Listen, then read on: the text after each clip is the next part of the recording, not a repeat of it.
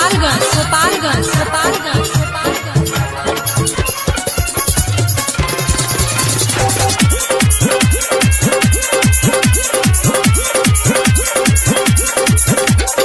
चम चम चमके लाली चुनरी मैया मोरी लागतारी सुनरी।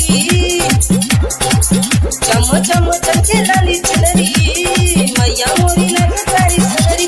बहे जब जब पुरवैया ओ माई मोर ओढ़े चुनरिया ओ। बहे जब जब पुरवैया ओ माई मोर ओढ़े चुनरिया ओ। चम चम चमके लाली चुनरी मैया मोरी लागतारी सुनरी।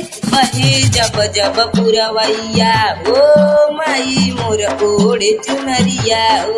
बहे जब जब पुरवैया ओ माई मोर ओढ़े चुनरिया ओ। बहे जब जब पुरवैया ओ माई मोर ओढ़े चुनरिया ओ। हथवा मिले तलवरिया करेली पूरा सुरन की संगरिया।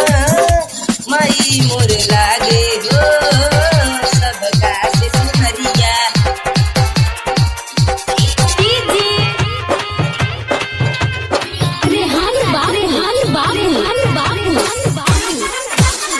गोपालगंज गोपालगंज गोपालगंज गोपालगंज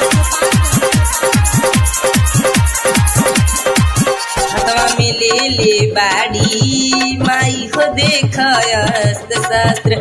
सिरवा पे हो के सवार चलेली बेटा के घर।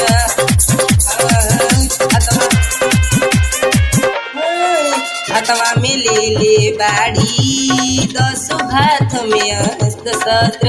सिरवा पे हो के सवार चलली बेटा के घर।